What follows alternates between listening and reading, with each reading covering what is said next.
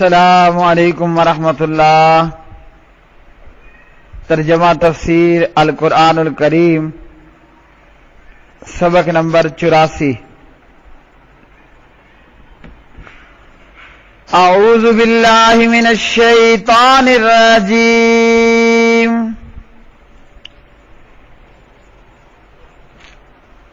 أَلَمْ تَرَ إِلَى الَّذِي حَاجَّ إِبْرَاهِيمَ فِي رَبِّهِ أَنْ آتَاهُ اللَّهُ الْمُلْكَ إِذْ قَالَ إِبْرَاهِيمُ رَبِّيَ الَّذِي يُحْيِي وَيُمِيتُ قَالَ أَنَا أُحْيِي وَأُمِيتُ قال إبراهيم فإن الله يأتي بالشمس من المشرق فأت بها من المغرب فبهت الذي كفر والله لا يهدي القوم الظالمين۔ کیا آپ نے اس شخص کو نہیں دیکھا جس نے ابراہیم علیہ السلام سے کہا، جس نے ابراہیم علیہ السلام سے اس کے رب کے بارے میں جھگڑا کیا، اس لیے کہ اللہ رب العالمین نے، اللہ تعالیٰ نے اسے حکومت دی تھی۔ جب ابراہیم علیہ السلام نے کہا میرا رب وہ ہے جو زندگی بخشتا اور موت دیتا ہے، تو اس نے کہا میں زندگی بخشتا ہوں اور موت دیتا ہوں۔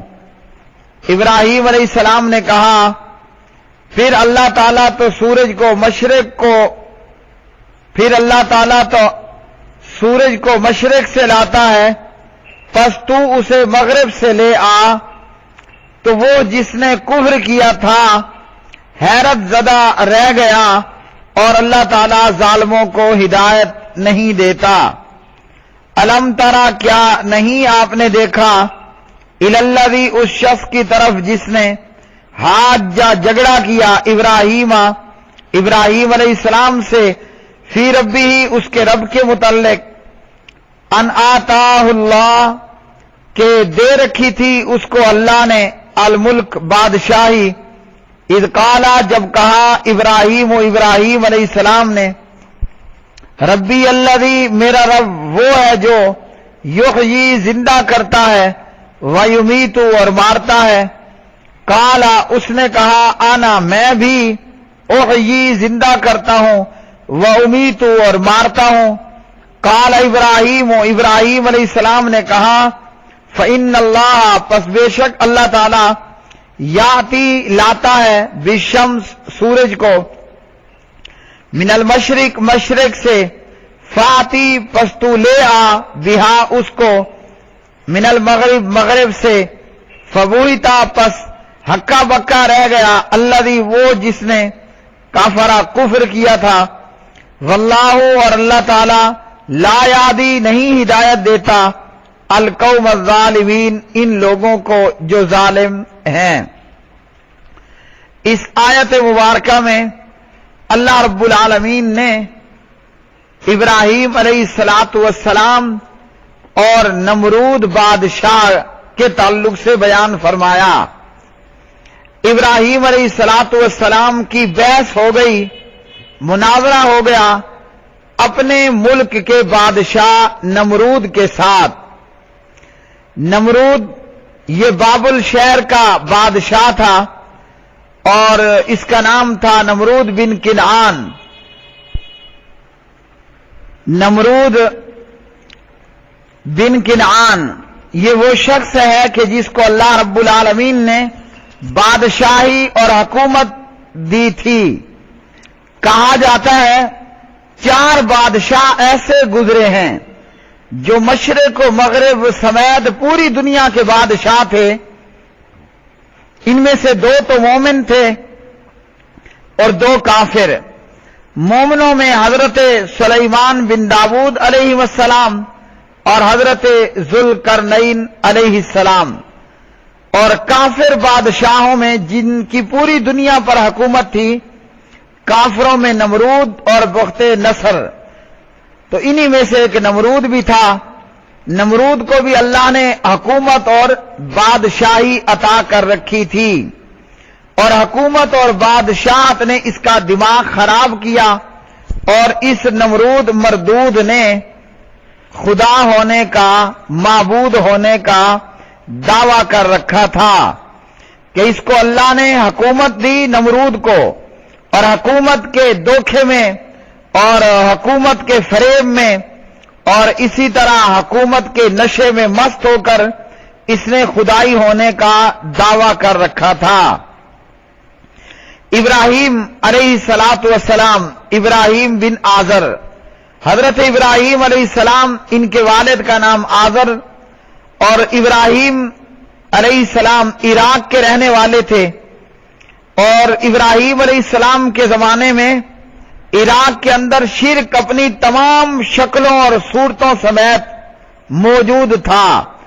بت پوجا بھی ہوتی تھی، سورج پوجا بھی ہوتی تھی، چاند اور ستارہ کی پوجا بھی کی جاتی تھی، اور ساتھ میں اپنے وقت کے بادشاہ کی بھی یہ لوگ پوجا کیا کرتے تھے۔ ابراہیم علیہ السلام کی ڈیوٹی لگی کہ شرک کی تمام صورتوں کی تردید کرنی ہے، اور ایک اللہ وحدہ لا شریک کی طرف لوگوں کو ایک معبود برحق کی عبادت کی طرف دعوت دینی ہے۔ ابراہیم علیہ السلام نے اپنے باپ آزر کو بھی توحید کی دعوت دی، ابراہیم علیہ السلام نے اپنی قوم کو بھی توحید کی دعوت دی، ابراہیم علیہ السلام نے اپنے ملک کے بادشاہ نمرود کو بھی لا الہ الا اللہ کی توحید کی دعوت پہنچائی۔